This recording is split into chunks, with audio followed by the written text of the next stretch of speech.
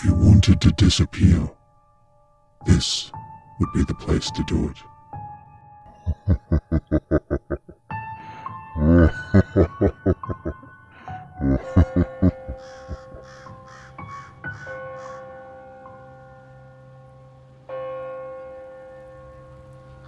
This happened around August of 2019 in Yosemite National Park. So this was a hike up to Half Dome. We had a campground about a 20-minute drive away from the trailhead, and the group was composed of me, 18-year-old male, my uncle, 32-year-old male, and my uncle's friend, I'll call him D. There were 2 girls with us, but they aren't relevant to the story. My uncle and his friend are both Christian, so there were no substances consumed that could induce the feelings I will be talking about. We get to our campsite, set up camp and go to sleep after eating. We plan to wake up at 4 and start the hike by 4:30. I randomly wake up at 3:30 a.m, like completely wide awake, and look out of my hammock. I remember feeling this odd feeling, as if I was woken up by something, and I remember looking out at the moonlit scene. The moon was very bright for some reason, and thinking to myself that it looked like a dream. I lay back in the hammock, but couldn't go to sleep, and ended up waking up my uncle and friend at 3:50. My uncle asks me, "Were you walking around at night?" And I say no, and ask why. He says he woke up for some reason, and could hear someone walking around. Not like an animal, but a person. I say, weird, and we brush it off. We get to the trailhead around 4:30, and as everyone is unloading from the car, D says he's going to use the bathroom, which there are a couple of before the trailhead. I walk behind him for some time before falling behind and waiting for my uncle who forgot something in the car. The short straight road from the parking lot runs directly into a T intersection, with the road to the trailhead, and the bathroom is directly across from the intersection through the field a little. Those who have been there know what I'm talking about. We get to the intersection and wait for D to come out of the bathroom. We wait about 10 minutes before I go and check the bathroom. He isn't there. We get back to my uncle and tell him that. He says, "Weird, maybe he went back to the car or something." And we decide to wait a bit more. By 5:10, we begin worrying. My uncle goes to check the car while I wait at the intersection to make sure we don't miss him if he went down the road away from the trailhead. My uncle returns, says he isn't there either. We decide maybe he went up to the trailhead without us for some reason, and walk up there in about 10 minutes. He isn't there either. We are kind of baffled now because there are no logical places he could go. I decide to run back and check the car and bathroom again. I meet him halfway before I get to the intersection. He is sweaty and disheveled, with a weird look in his eyes. I say, "Where have you been?" He says that he went to the bathroom, and when he got back to the intersection, that we weren't there, and that he just assumed we went to the trailhead and started walking, and then met me. I say, "What do you mean? We waited at the intersection for over half an hour and checked the car, bathroom and trailhead, and you weren't there." He says, "Well, I don't know. I went to the bathroom." He then asks me where my uncle is. I say at the trailhead, and he asks me again, and I tell him again. And note that it was weird that he asked me twice. As we are crossing the bridge to the trailhead, he sees a light off on the riverbank and exclaims, "Oh, maybe that's him." And I just look at him and keep walking. I thought his behavior was very strange, like he wasn't thinking straight.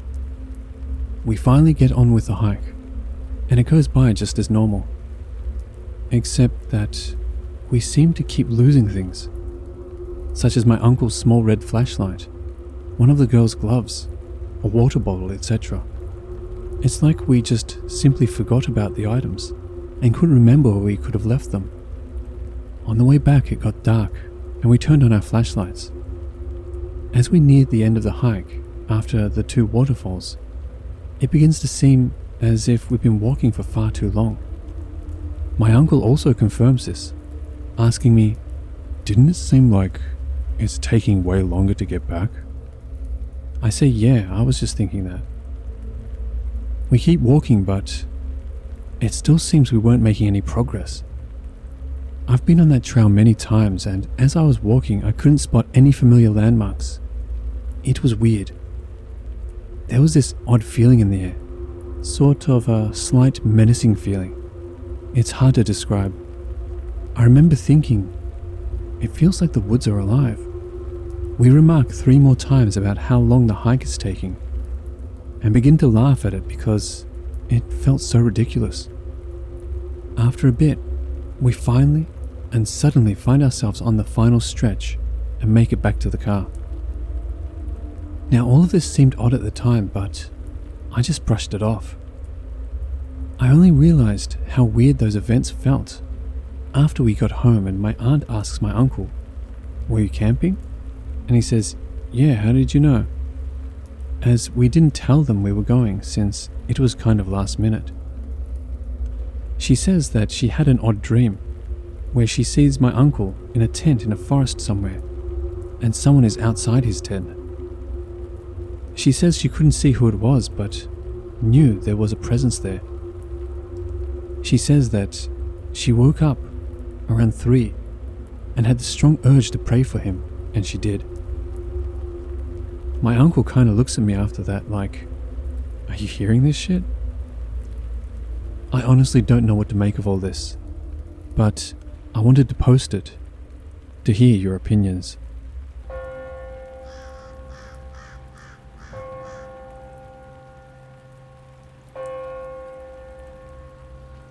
This post details my encounters in Pisgah National Forest over this past weekend.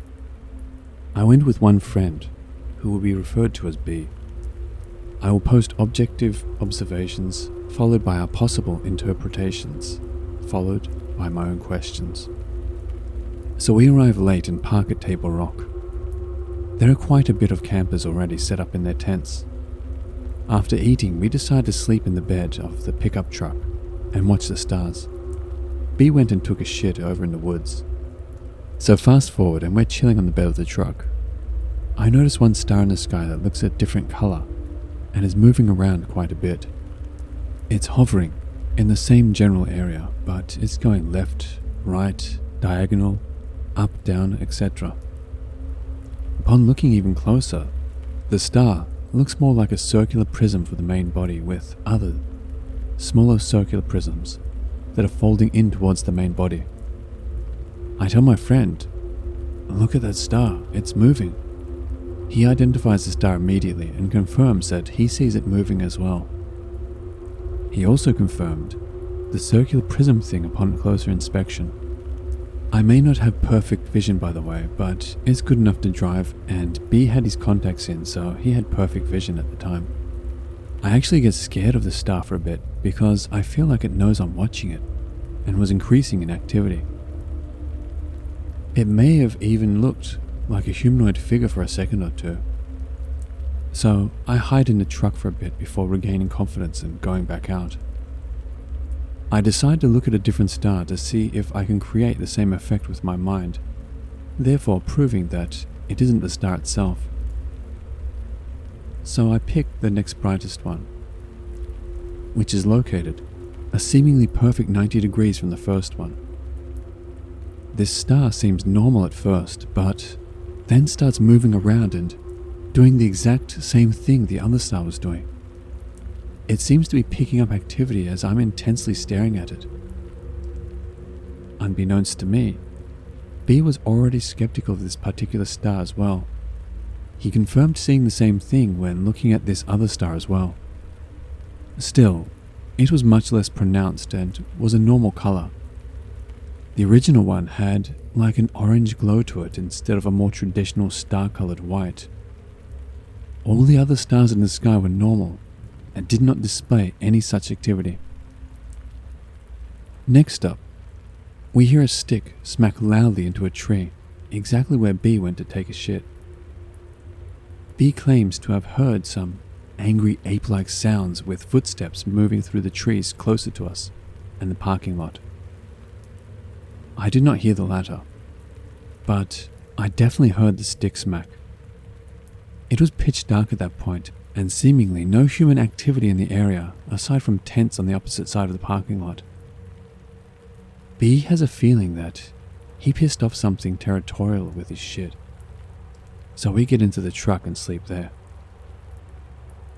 Later on, I have no idea what time or how long I was in the truck. I noticed maybe 2 to 4 groups of campers leave at right about the same time. 2 to 4 cars of people load up and leave. It's still pitch black at this point. The human activity gave me comfort and I used the opportunity to sleep. Our thoughts? We think B may have pissed off something with his shit.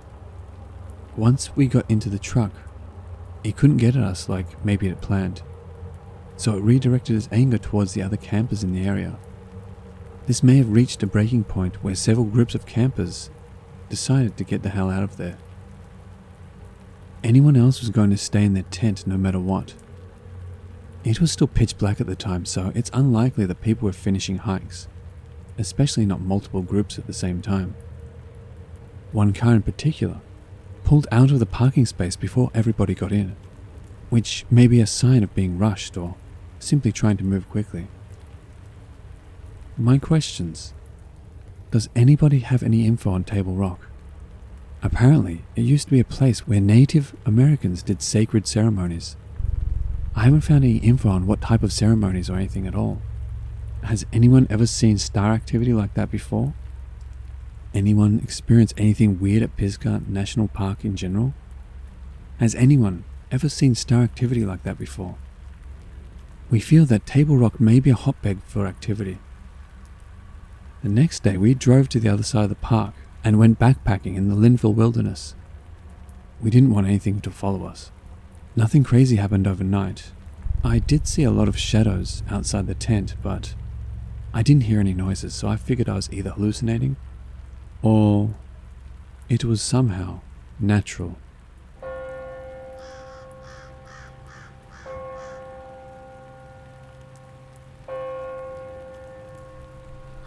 I was hiking in the Olympic National Forest a few years ago by myself and my 2 dogs. We were 4 days in, around 20 miles at least as the crow flies from even a known mountain road. I was camping at around 7,000 feet that night, or right where the tree line started thinning out. So when we got to the campsite, a big open meadow on top of a secondary mountain, it was about an hour from sunset. My big dog usually runs around within proximity of the camp as I put the tent up and make dinner. But I noticed this time was a little different. He kept staring up this steep tree-filled mountainside, tail straight up and barking. Not the bark when he sees marmots, not the excited, high-pitched barks, but unsure, concerned barks. Now, the day before, I had found a note left under a rock at the last landmark, saying that there was a problem bear in the area that was harassing a party of campers a few days ago, and I myself had seen big cat tracks the day before. So I was rightfully concerned that this may be more than just ground squirrels. I decided to go climb some of the boulders at the foot of the hill while I took my time looking up the hillside for movement, before I went to go hang my bear bag up there. They were the only trees around to hang the bag. I didn't see or hear anything, but my dog kept quietly whining like there was something up there.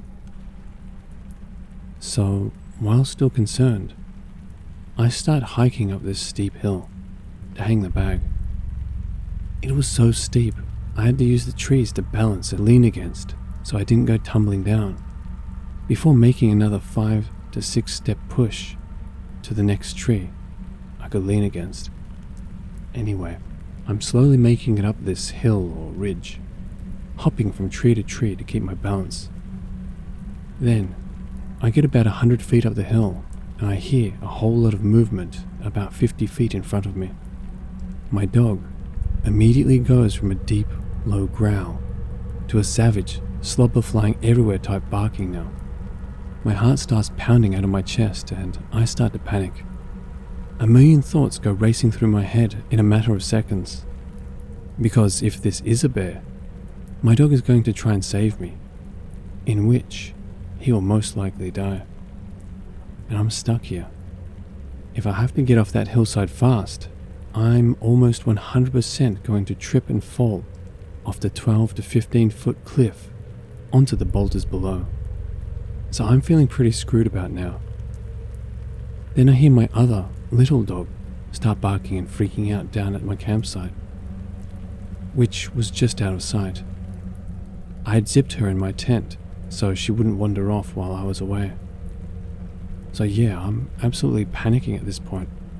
A few seconds after, I kind of snap back to it, and I take another few seconds to start to put my survival priorities in order, and call my dog back to me.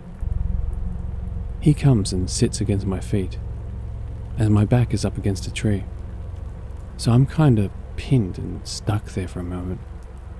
But my dog was seemingly trying to separate me from something up there, so I let him lean against me while I try to collect myself. This is when I realized I had completely forgot that I had my headlamp on. I reach up so fast to turn my lamp on, I basically punch myself in the face. I'm having some serious adrenaline dumps going right now, so much so that my knees are starting to shake. I get my lamp on and peer up the hillside. I figure I'd at least get a reflection off the eyes of whatever is up there. Peering, nothing. But I had just heard something. We both did. And whatever it was, it didn't get away, or sound like it had made it too far. I knew something was there, so I'm kind of just steadfast at this point. I need to know what is up there, because I have to sleep here tonight. And you know, I'm out in the middle of nowhere, alone. Better to face it than to wait like a sitting duck all night is my thought process. So yeah, I'm looking up this hill, and at one point my dog lunges forward, unpinning me. He does a fake bluff charge up the hill about 15 feet, and I mean he's snarling and foaming at the mouth at this point. As he does this, I finally see movement. Something moving up and breaking the line of the horizon. My dog's bluff made whatever it was blow its cover, so I'm zeroed in. I call my dog back and silently watch, and what I made out made my heart completely drop.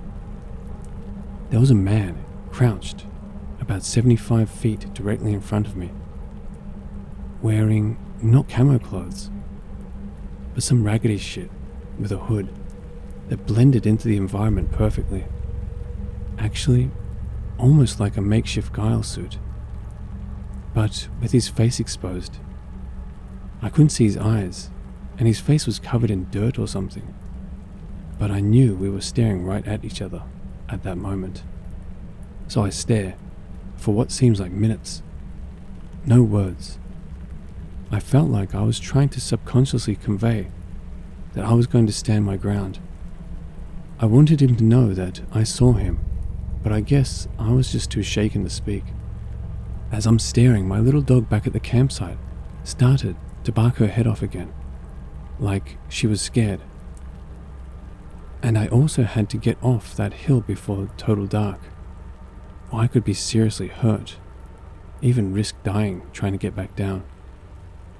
So carefully, I start heading down the hill with my dog, who doesn't want to leave but listens. Periodically, I would stop with my back against a tree holding me up and look in that direction again, just to make it even more clear that I saw him. I eventually made it down to the boulders at the bottom. By the time I finally jumped down and hit the boulders, my little dog had stopped barking.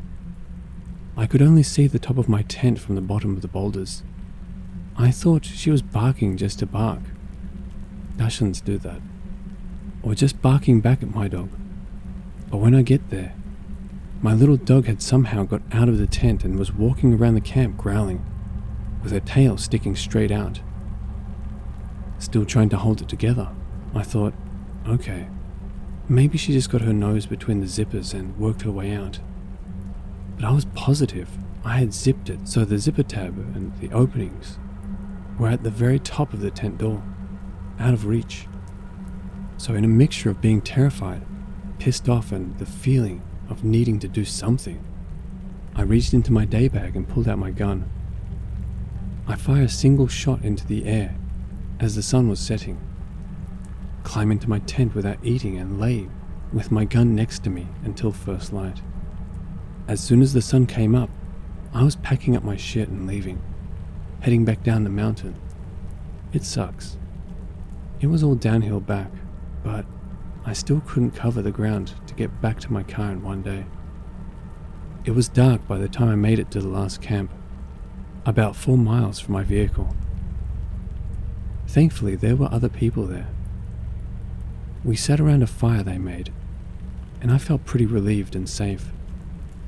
They start to tell me they are planning to head up the way that I was the night before, in the morning. So I tell them the story in detail. Needless to say, we were both walking back to our cars in the morning. Screw all that.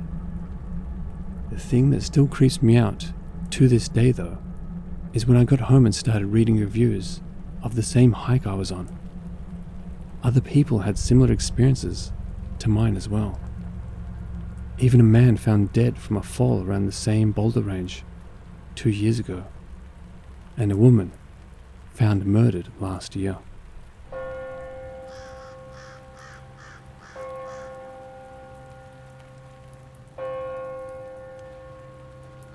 My partner and I are avid hikers.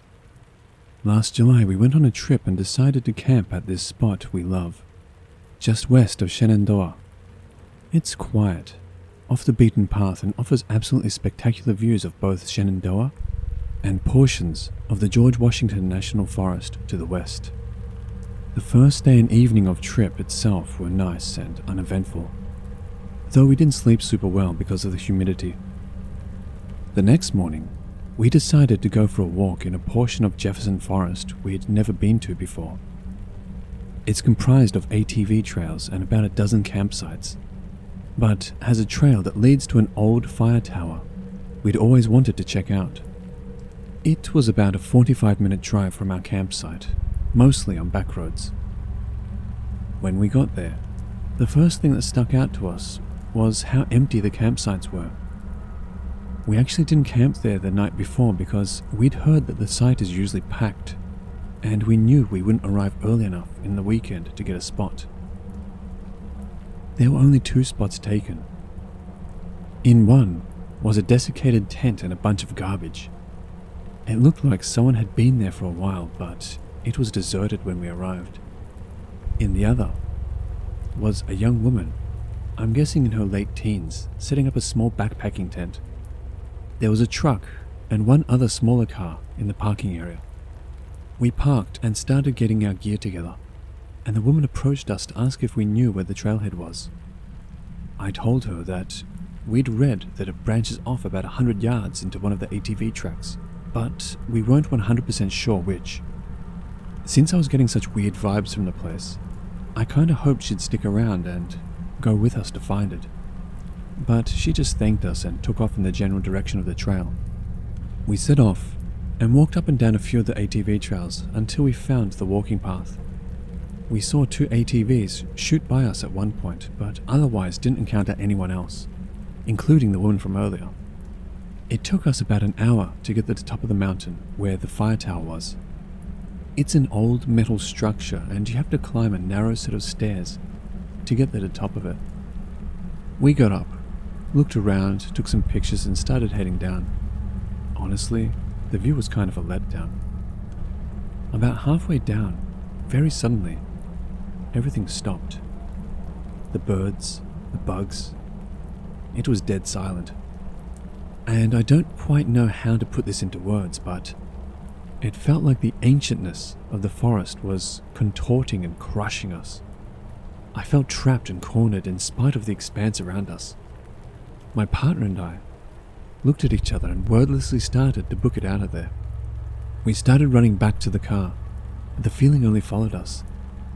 As we were rounding one of the switchbacks, we heard this unearthly shriek, like a cross between metal and metal, and a choir screaming off key.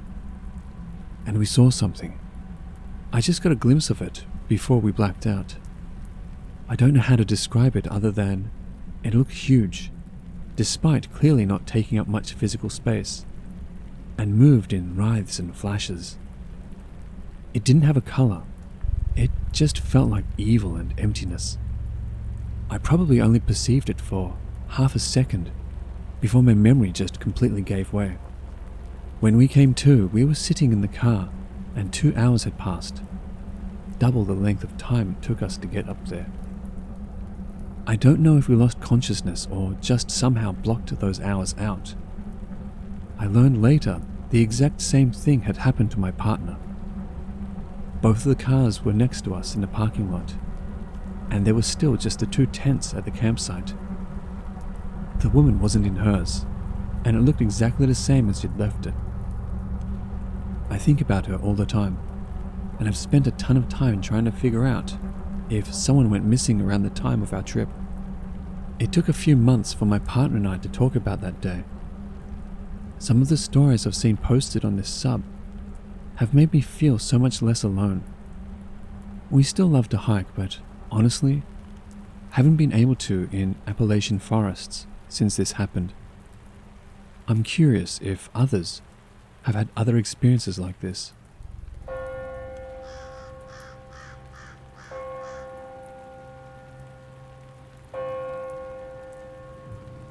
This story takes place in May 2016. I went camping with my boyfriend at the time, who we will call D, and another couple who I was friends with. We decided to drive down to a place called Point Lookout State Park, located at the southernmost point of Maryland. It was a rather large campground with 3 separate loops of campsites. 2 loops were located in a more wooded area, while the loop where we stayed was directly on the water. Our loop was also less crowded, with only 1 other tent set up. I should mention that Point Lookout is a very flat piece of land on the Chesapeake Bay, much of the place being marshland. There is also a neat old lighthouse, a very short drive from the loop. Anyway, I didn't look up anything about the area before going. I was just happy to have a little vacation, as I was going through a hard time in my life.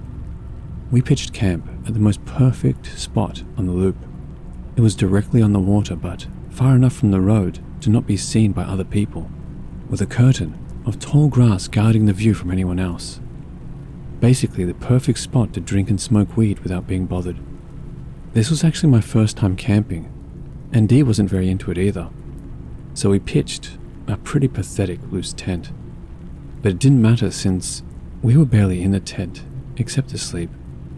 We walked around and checked out the area for a bit, walking through the camping loops and along the shoreline.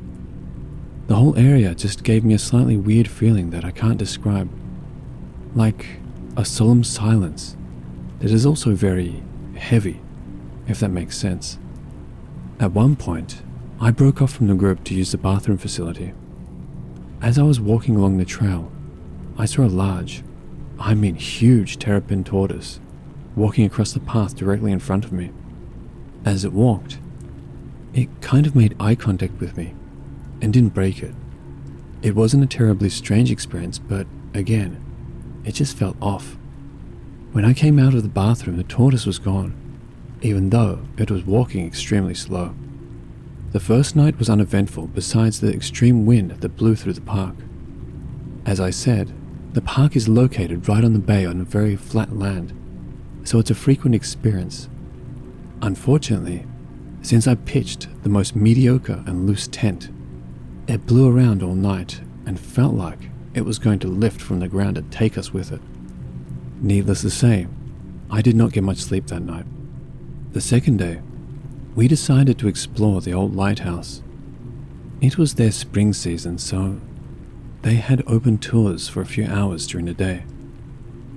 There was a tour guide who gave the history of the house and gave some really cool facts about it.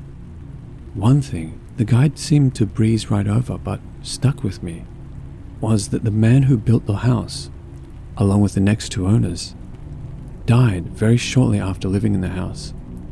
The guide treated that little fact like it was nothing.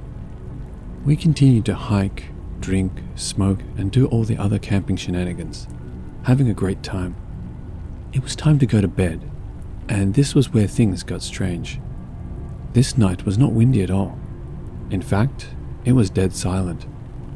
Not a comforting silence, but an eerie silence that puts you on edge. I eventually got to sleep pretty quickly despite this, considering I barely slept the previous night. Not long after I sunk into a deep sleep, Dee wakes me up, looking concerned. "Babe, did you hear that?" he asked.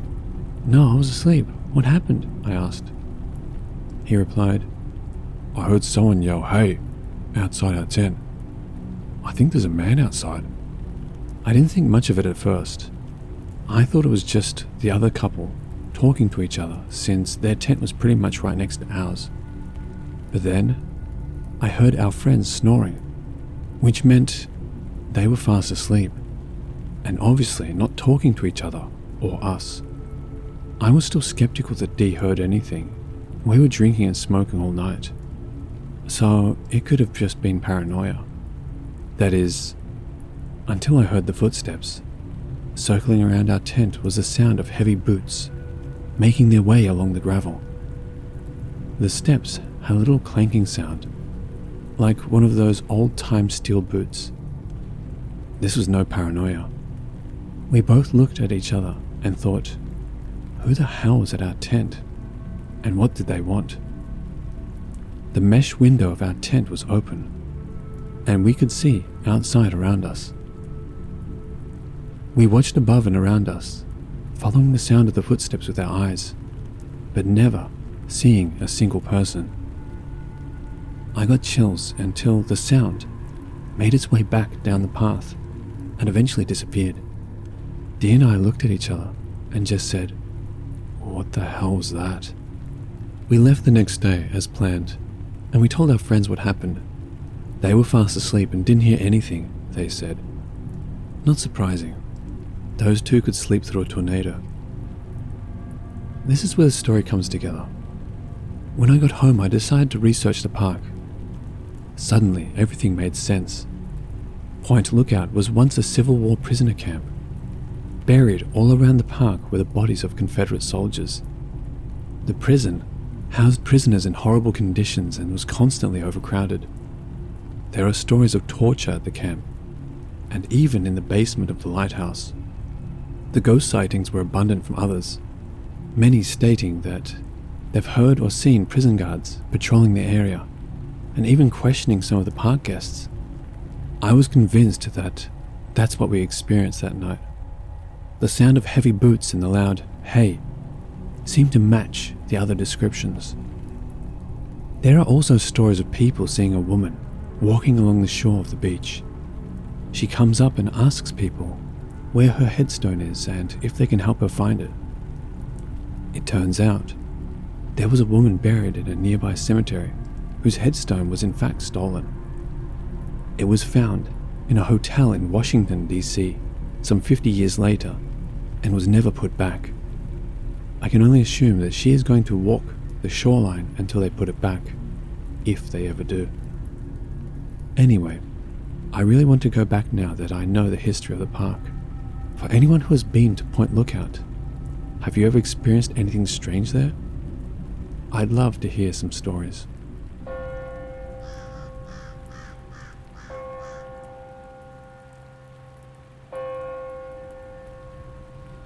This happened almost 2 years ago. I had decided to go hiking with my son, 8 months old at the time, and my dog Henry, an Irish wolfhound and Rottweiler mix. My husband was going fishing with a mutual friend at a state park nearby. I decided to go hike one of the more remote trails in a different part of the park and meet them later. I drove to a wooded trail about 10 minutes from where my husband was fishing. It was an early spring day, still chilly but tolerable with the sun shining. I parked the car and got my son ready. He was smiling and laughing. I would wear him in a forward-facing hiking sling in the front of me at the time. Henry was sniffing around and whining excitedly, as if to say, "Let's go." We started off on the hike, and it was a really beautiful, peaceful trail. Towering trees mixed with pine. A crystal clear creek wove its way through the trail at points, and we would periodically stop and play. About an hour and a half into the hike, we had gone 2.5 or 3 miles and rounded a narrow bend in the trail when we nearly collided with a gentleman in his late 40s or early 50s. Henry was snarling and lunging for the man before I even completely registered what was going on. I quickly backed up and pulled Henry back as best I could. My bumps were goosed at this point. Henry would not calm down.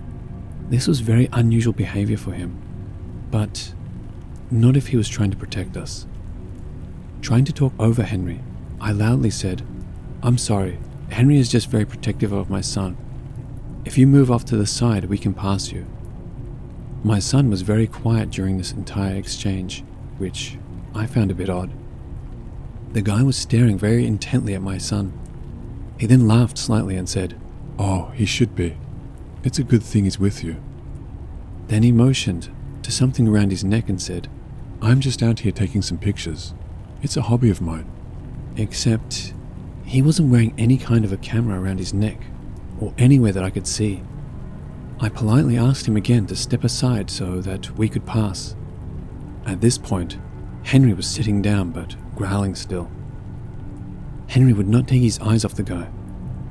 I have no doubt that Henry would have eviscerated this man if he had tried anything. I'm positive this guy felt that. The guy looked at Henry for a few seconds, then at my son again. He took a few steps off trail so there was room to get by, and so that Henry couldn't reach him when we went by. As I warily walked by him, he was like 10 feet to my left at this point. He muttered something about how he used to be able to see his kids.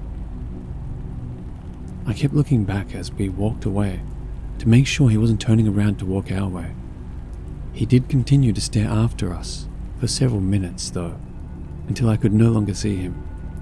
We kept hiking and eventually came to an opening point where cars could park. There was no one there, and luckily I still had cell phone reception. I called my husband. He and his friend came to pick us up right away, and they took us back to my car. There was no sign of that guy we encountered. We went home after that. Henry has since passed away, and I'm so sad that my son doesn't get to grow up with him. He was really the best dog ever. I know everyone says that about their own dog, but he really was. So thanks, Henry, for being gentle yet fierce. And to the photographer in the woods, let's not meet ever again.